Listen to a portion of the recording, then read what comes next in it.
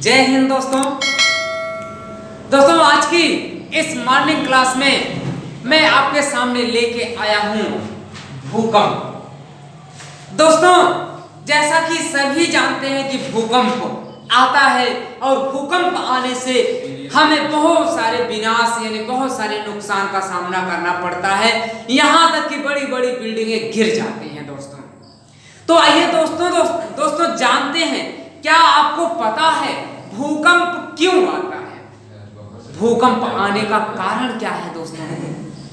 आइए जानते हैं दोस्तों, भूकंप आता क्यों है दोस्तों। देखते हैं कि जैसे अगर समुद्र में अधिक से अधिक तीव्र हवाएं चलती हैं, उसमें ज्वार उत्पन्न होता है, तो ज्वार के उत्पन्न होने से धरती का हिस्सा कांप जाता है दोस्तों। तो भूकंप का कारण ये हो गया दोस्तों। और दोस्तों अगर देखें, धरती की किसी भी भाग पे अगर ज्वालामुखी फटता है जिसके उद्गार में ढेर सारा मलबा धरती के बाहर निकल जाता है दोस्तों। तो उस उद्गार क्रिया पे अभी दोस्तों हम देखते हैं, पास से एक लोडेड गाड़ी कोई गुजर जाती है, ट्रक लोड वाली गुजर जाती है, तो अगर स्पीड में है दोस्तों तो हमारे पास की धरती कांप जाती है दोस्तों। तो अगर ऐसा प्लेस ऐसी घटना जहां पे धरती का ढेर सारा मलबा बाहर निकलता है, जिसके निकलने से पर्वत तक बन जाता है, और ऐसा मलबा एकदम पिघला हुआ लावा और पिघला हुआ मैग्मा पाया जाता है दोस्तों, तो उसके फटने से क्या धरती कांपेगी नहीं? निश्चित है धरती कांप जाएगी। तो हम दूसरा कारण पा गए, ज्वालामुखी के फटने से भूकंप आते हैं दोस्तों। और अगर दोस्तों देखें, तीसरा बिंदु अगर देखें दोस्तों, प्लेट विवर्तनी, प्लेटें आपस में खिसकती हैं, धरती की प्लेटें जो है आपस में खिसक जाती हैं, खिसकने से धरती जो है कांप जाती है दोस्तों। और दोस्तों अगर देखें, जैसे अभी हम देख रहे हैं कोयले की खान हो गई या अन्य धातुओं की खान, खुदान से जो चीजें निकाल ली जाती हैं, बीच का प्लेस खाली हो जाता है ढेर सारी मात्रा में, तो उस प्लेस पे जब कभी रिसाव होता है, वो प्लेस धरती के अंदर का मलबा अगर उसमें जो मिट्टी आदि फिर से जब भरती है, स्टोर होती है, अगर तेजी के साथ अगर उसमें हुई तो बेधरती होती है, कांप जाती है दोस्तों। तो भूकंप आने के कई कारण हो जाते हैं दोस्तों। तो देखिए, जब दोस्तों भूकंप आता है, भूकंप के आने से धरती का हिल जाना, धरती का कांप जाना ही भूकंप कहलाता है। यानी विभिन्न कारकों से जब धरती कांप जाए, कंपन हो जाए, इसमें तो समझ लेना क्या है? भूकंप है दोस्तों। भूकंप में तरंगे उठती हैं, लहरें उठती हैं, और तरंगे ये लहरें जो होती हैं, ये 3 प्रकार की तरंगे होती हैं दोस्तों। भूकंप में 3 प्रकार की तरंगे होती हैं दोस्तों। वो 3 प्रकार की तरंगे कौन कौन सी हैं दोस्तों? जिसमें पहली तरंग होती है दोस्तों प्राइमरी वेव्स, यानी प्राथमिक तरंग, जिसे हम प्राइमरी वेव्स कहते हैं। अब मतलब ये हुआ दोस्तों, जब कहीं प्लेटें खिसकी तो जमीन कांपती है तो कई बार तो बहुत तेजी से कांप जाती है धरती, कई बार धीमी गति से होती है, कई बार बड़े आराम से धरती कांपती है। ऐसे ही 3 प्रकार की तरंगे आती हैं दोस्तों। जो पहली तरंग है जिसे प्राइमरी वेव्स कहते हैं, प्राथमिक तरंग कहते हैं दोस्तों, इसकी चाल, इसकी गति, ये लहर कैसी कितनी तेज भागती है ये देखना है दोस्तों। ये लहर दोस्तों 8 किलोमीटर प्रति सेकंड की गति से, सोचो दोस्तों, अगर 8 किलोमीटर 1 सेकंड में चल रही है दोस्तों, तो क्या दशा करेगी, कितनी तेज पहुंचेगी दोस्तों। दोस्तों ये किसी भी स्थान पर सबसे तीव्र गति से पहुंच जाती है, इसीलिए इसको तीव्रगामी तरंगे कहा जाता है दोस्तों। और दोस्तों अगर ये देखें धरती की जो 3 परतें होती हैं, तीनों परतों से ना गुजर करके ये सिर्फ ठोस माध्यम से ही गुजर पाती है बस। चलो देखें, ये जो ठोस माध्यम धरती के अंदर ठोसत्व है उसी माध्यम में गुजर पाती है और इसको हम प्राथमिक तरंग के नाम से जानते हैं दोस्तों।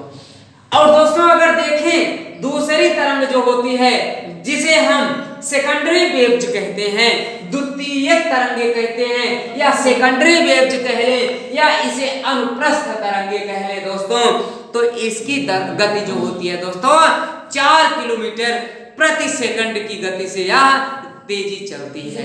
प्रति सेकंड यानी 1 सेकंड में 4 किलोमीटर की दूरी तक यह पहुंच जाती है दोस्तों। यह केवल ठोस माध्यम से गुजर रही है और ये सिर्फ ठोस माध्यम से गुजर रही और यह द्रव माध्यम में आते आते क्या होती है, द्रव माध्यम में ये विलुप्त हो जाती है दोस्तों, विलुप्त हो जाती है। द्रव में आकर के इसकी गति एकदम शांत हो जाती है और ये प्राथमिक वाली ठीक है चलती है। चलो अगली देखें दोस्तों, ये दूसरी तरंग हो गई, केवल ठोस माध्यम से गुजरती है, 4 किलोमीटर 1 सेकंड में दौड़ती है। और तीसरी दोस्तों होती है एल वेव्स, जिसे एल तरंगे कहा गया दोस्तों। इसका नाम ही एल है, एल यानी एल काहे को पड़ा, इसके इस तरंगों की खोज की थी किसने, एच.डी. लव ने। एच.डी. लव ने एक वैज्ञानिक थे, उन्होंने जिनका नाम था एच.डी. लव, इसीलिए इनके नाम पर ही इसका नाम एल तरंग पड़ा दोस्तों। यानी लव वेव्स भी इसे कह लेंगे, लव वेव्स। दोस्तों यह तरंग जो होती है सबसे धीमी गति से चलती है दोस्तों। यह धरातल की सबसे लंबी तरंग होती है, धरातली तरंगे इसे कहते हैं या सबसे लंबी तरंगे कहते हैं। ये ज्यादा दूरी तक चलती है और इसकी गति दोस्तों अगर कहें तो यह 1.5 किलोमीटर से 3 किलोमीटर तक चलती है। यह क्या, प्रति सेकंड दोस्तों, प्रति सेकंड यानी 1 सेकंड में दोस्तों यह 1.5 किलोमीटर से 3 किलोमीटर की दूरी तक ये तय करती है रास्ता। और दोस्तों यह धीमी गति से होती है, तो इसका अगर हम देखते हैं जैसे दोस्तों अगर एक रस्सी है यहां से यहां तक छोर पे बांधी हुई है रस्सी दोस्तों। अब ये छोर पे बांध दो रस्सी और इस छोर को आप खुद ही पकड़ लो दोस्तों। इस छोर को आप पकड़ करके खड़े हो जाओ दोस्तों। यहाँ पे आप खड़े हो गए रस्सी को पकड़ करके और जोर से दोस्तों ऐसे ही झटक दो, जोर से झटक दो ऐसे। तो जोर से झटकने से इसमें लहर हो जाएगी, ऐसे कर करके भागेगी, ऐसे। और दोस्तों अगर तेजी से झटक दिए हो, तेजी से रस्सी को झटक दिया तो रस्सी क्या होगी, जल्दी से इसकी लहर, इसकी कंपन जो होगी जल्दी से इस प्लेस पर पहुंच जाएगी दोस्तों। और यही दोस्तों अगर ऊपर करके धीरे से झटक दिए हो तो ये धीरे धीरे ऐसे करके चलेगी। तो दोस्तों ये धीमी गति से चलेगी और ज्यादा से ज्यादा ऊपर नीचे इसका रेंज बनेगा, ज्यादा से ज्यादा ऊपर नीचे। और जो अगर तेजी से झटक दिए हो तो ये रस्सी धीमी गति से ना हो करके ये तीव्र गति से ऐसे करके भाग जाती है। और लेकिन धीमी गति चलेगी लेकिन ज्यादा से ज्यादा ऊपर नीचे करेगी। तो दोस्तों क्या हमने बताया आपको, क्या समझाने की कोशिश मैं इसमें कर रहा हूं दोस्तों, ये बताने की कोशिश कर रहा हूं दोस्तों कि अगर धरती इतना ज्यादा इधर उधर ऐसे करेगी तो क्या होगा दोस्तों, धरती का जो ये हमने घर बना के रखा ना, घर ऊपर उठेंगे नीचे धंसेंगे, ऊपर उठेंगे नीचे धंसेंगे।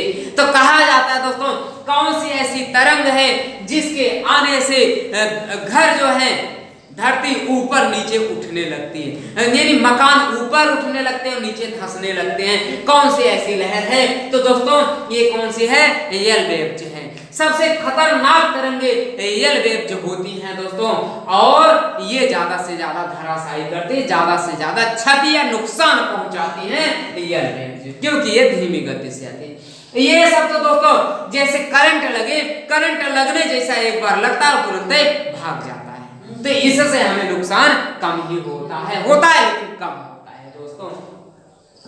और कहा गया दोस्तों ये यल तरंगे जो हैं, यल वेव जो है दोस्तों, ये तीनों माध्यम से गुजरती है, एक नहीं, ठोस में भी, द्रव में भी, गैस में भी, तीनों माध्यमों में से ये गुजर सकती, क्योंकि इनकी गति धीमी है और तीनों माध्यम से ये गुजर जाती हैं दोस्तों। अब आइए देखते हैं दोस्तों, भूकंप जो होता है धरातल के किसी भी भाग से उठ सकता है, भूपर्पटी में भी उठ सकता है जिसकी गहराई 3400 किलोमीटर की दूरी तक होती है, आवरण में भी उठ सकता है, आवरण में अगर भूकंप उठता है जिसकी गहराई 2900 किलोमीटर तक मापी जाती है दोस्तों। वैसे तो यहाँ पे उठा हुआ भूकंप हमारे धरातल पर, इस धरातल पर शायद ना पहुंचे इसकी लहर, लेकिन दोस्तों ये अगर ये कोण जो कहते हैं 2900 किलोमीटर के बाद का जो होता है, 29 के बाद का जो होता है क्षेत्र, इसमें जो होता है ये तो मुश्किलें है इसमें से निकले। और इसमें अगर देखें दोस्तों भूपर्पटी जो होती है इसमें सियाल और सीमा नामक तत्व पाए जाते हैं। सियाल यानी सिलिकॉन और एल्यूमिनियम दो तत्व इसमें पाए जाते हैं, और इसमें अगर देखें दोस्तों सिलिकॉन और मैग्नीशियम की अधिकता होती है, और इसमें अगर देखें दोस्तों निकेल और फेरस तत्व पाए जाते हैं जो ज्यादा से ज्यादा ठोसत्व होते हैं। ठोसत्व क्या, ये तरल या पिघली हुई अवस्था में पाए जाते हैं दोस्तों, और इसमें चुंबकत्व का अधिक से अधिक क्षेत्र पाया जाता है, इसीलिए धरती के केंद्र में खिंचाव यानी चुंबकत्व का गुण ज्यादा से ज्यादा पाया जाता है। तो दोस्तों हमारा कहना कि धरती के किसी भी भाग में भूकंप उठ सकता है। मान लेते हैं यहाँ पर धरती में, यहाँ पर प्लेटें जो हैं ऐसी ऐसी मिट्टी बनी हुई है, ऐसी ऐसी प्लेटें बनी हुई है, ये प्लेटें आपस में खिसक गई, टकरा गई, या इधर गड्ढा हो गया, या प्लेटें इधर से इधर खिसक गई, तो धरती क्या होती है, कांप जाती है, पूरी धरती कांप जाती है, और कांपने पे इसी को हम क्या कहते हैं, भूकंप कहते हैं। मान लेते हैं दोस्तों आपने यहाँ पे खदान करके इतने प्लेस पे होल कर दिया है, क्या कोयला निकाल लिया, इतनी गहराई तक खोद लिया है, और इधर का हिस्सा है, तो दोस्तों आप देखते हैं ये प्लेस खाली है, यहाँ तक का प्लेस ठीक है, यहाँ पे पानी भरा हुआ है, यहाँ पे पानी हुआ है, मिट्टी हुई है, अगर ये परत कमजोर कर पाती है तो ये वाला भाग इसमें टूट करके घुसने लगता है, इधर वाला भी घुसने लगता है, और ये प्लेस भर जाता है। तो जब ये धड़ाके के साथ ये परत तोड़ करके इसमें घुसेगा तो क्या होगा, धरती जाएगी कांप, धरती कांप जाएगी और हो जाएगा भूकंप। और दोस्तों अगर देखें यहाँ पे ढेर सारा मलबा इकट्ठा हो गया, तत्व इकट्ठा हो गया, जैसे मान ले विभिन्न प्रकार की गैसें, विभिन्न प्रकार की धातुएं जो आपस में अब क्रिया करके अधिक से अधिक विस्फोटक पदार्थ बनाती हैं, तो ऐसी चीजें यहाँ पे इकट्ठा होती गई, तो धीरे धीरे ये मिट्टी आदि सब गलता गया, इसका क्षेत्र मोटा होता गया, एट लास्ट ये धरती के धरातल के ऊपरी भाग को तोड़ करके बाहर निकल जाता है, जिसे हम दोस्तों क्या कहते हैं, ज्वालामुखी कहते हैं। क्या कहते हैं दोस्तों, ज्वालामुखी कहते हैं। ऐसे जब ये बाहर निकल जाता है ज्वालामुखी तोड़ करके, इससे ढेर सारा मलबा धरती का बाहर निकलने लगता है। ऐसी दशा में, ऐसी स्थिति में दोस्तों क्या होता है, धरती हमारी कांप जाती है दोस्तों, धरती हमारी कांप जाती है, और इसी को क्या कहते हैं दोस्तों, भूकंप कहते हैं दोस्तों। क्या कहते हैं, भूकंप कहते हैं दोस्तों। और अगर दोस्तों देखें यहाँ पे अगर हमारा समुद्र महासागर इकट्ठा यहाँ पे है स्थित है, तो यहाँ पे महासागर जब लहरें लेता है तो लहरों के कारण जो होता है धरती का हिस्सा जो होता है कांप जाता है, और हम उसी को भूकंप कहते हैं दोस्तों। तो आप समझ पाए दोस्तों भूकंप कहाँ आता है, धरातल पे। हाँ एक बात दोस्तों नहीं बताया, भूकंप जहां उठता है दोस्तों, मान लेते हैं इस प्लेस से भूकंप का जन्म हुआ। तो इस प्लेस को क्या कहेंगे? इस प्लेस को हम केंद्र कहते हैं दोस्तों। क्या कहते हैं? केंद्र कहते हैं दोस्तों। और भूकंप धरती के जिस भाग पर, इस भाग पर अगर आभास हुआ है, जहां पे इसकी तरंगे सबसे पहले धरातल को टच करती हैं, उसी को क्या कहते हैं दोस्तों? उसी को अधिकेंद्र कहा जाता है। क्या कहा जाता है दोस्तों? उसको अधिकेंद्र कहा जाता है। केंद्र और अधिकेंद्र क्या है दोस्तों? जहां भूकंप उठे, जिस बिंदु से धरती के जिस गहराई में जहां से लहर उत्पन्न हो, उसको केंद्र कहेंगे। और लहर धरातल के जिस भाग पर, हमारे इस धरती के भूपटपटी के ऊपर जिस भाग पर जहां सबसे पहले आभास हो, उसी को क्या कहेंगे? उसी को हम क्या कहेंगे? उसी को अधिकेंद्र कहते हैं दोस्तों। तो आइए दोस्तों और कुछ बिंदु जाने। भूकंप मापी यंत्र जो होता है, भूकंप मापी यंत्र जो होता है, उसे हम सिस्मोग्राफ कहते हैं। क्या कहते हैं? सिस्मोग्राफ कहते हैं दोस्तों। सिस्मोग्राफ कहते हैं। ये सिस्मोग्राफ, इसकी 3 इकाइयां हैं। 3 इकाइयां कौन कौन सी हैं? इसकी 3 इकाइयां, मर्केली स्केल और राशि फेरर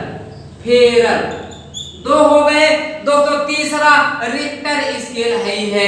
3 स्केल हैं भूकंप मापी के दोस्तों। हमारे यहाँ अधिक से अधिक प्रयोग में लाया जाने वाला स्केल दोस्तों रिक्टर स्केल है। इससे भूकंप की तीव्रता मापते हैं दोस्तों। प्रश्न बनता है, भूकंप मापी यंत्र है, रख लेता है रिक्टर स्केल, मर्केली स्केल, राशि फेरर स्केल या सिस्मोग्राफ। 3 विकल्प 4 विकल्प रख दिया, तो जहां पे सिस्मोग्राफ होना चाहिए था, आप क्या लगा के आते हैं? रिक्टर स्केल लगा के आते हैं और इन 3 को छोड़ देते हैं। जबकि दोस्तों सिस्मोग्राफ के तहत ये तीनों इकाइयां आती हैं, तीनों स्केल आते हैं। तीनों स्केल सिस्मोग्राफ के तहत आते हैं। भूकंप मापी में सिस्मोग्राफ होता है, ये यंत्र है सिस्मोग्राफ। इसके तहत 3 इकाइयां निर्धारित की गई दोस्तों, रिक्टर स्केल, मर्केली स्केल और राशि फेरर स्केल। और ये दोनों स्केल बहुत कम मात्रा में यूज किए जाते हैं, जिसके कारण दोस्तों हम इन दोनों का नाम बहुत कम पढ़े हुए हैं, बहुत कम जानते हैं और परीक्षा में हम चूक जाते हैं। सिर्फ रिक्टर स्केल को लगा करके चले आते हैं, जबकि हमें लगाना होता है सिस्मोग्राफ दोस्तों। तो आपको ध्यान रहे दोस्तों, सिस्मोग्राफ की 3 इकाइयां, 3 स्केल होते हैं। तो दोस्तों ज्यादा से ज्यादा प्रयोग में लाया जाने वाला रिक्टर स्केल है। और यह स्केल दोस्तों 1 से लेकर के 8 तक तीव्रता को मापने वाला स्केल होता है।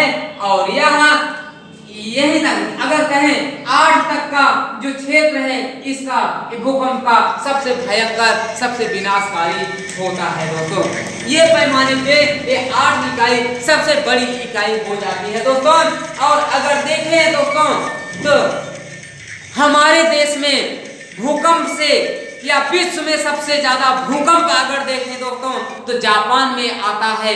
जापान में भूकंप के द्वारा ही दोस्तों सुनामी लहरें उठ जाती हैं। यानी जब समुद्र में भूकंप उठता है तो वहां से लहरें आ जाती हैं और लहरें जो है जापान को डुबो देती हैं। इसीलिए जापान में उस समुद्र की उठी हुई लहरों को, जो भूकंप द्वारा उठी हुई लहरें होती हैं, उनको क्या कहते हैं? सुनामी नाम दिया जाता है दोस्तों। और हमारे पड़ोसी देश नेपाल अभी हद से ज्यादा प्रभावित हुआ भूकंप से दोस्तों। तो दोस्तों हमारे देश में भी भूकंप के झटके बराबर आते रहते हैं और हमारे यहाँ तो अधिकांश विनाश नहीं दिखाई देता, लेकिन विदेशों में हम अधिक से अधिक देखते हैं दोस्तों। इसी के साथ अगर मेरी यह क्लास आपको अच्छी लगी हो तो दोस्तों इस पे लाइक, शेयर, सब्सक्राइब जरूर करें दोस्तों। और ऐसी ही रोचक जानकारियां, रोचकता से पूर्ण, नॉलेज परिपूर्ण क्लास, नॉलेज परिपूर्ण वीडियो आपके सम्मुख आते रहेंगे दोस्तों। और आपके ज्ञान का जो भंडार है उसको मैं विस्तृत करता रहूंगा दोस्तों। बस आपसे कहना है कि सिर्फ आप मेरे चैनल को लाइक शेयर सब्सक्राइब जरूर करें, जिससे आप मेरे इन अनुभवों को, मेरी इस क्लास को आप पा सके दोस्तों। तो दोस्तों इसी के साथ मैं आपसे विदा लेता हूं दोस्तों। ये आपका मित्र अजय कुमार पटेल आज आपसे विदा लेता है दोस्तों। तो जय हिंद दोस्तों।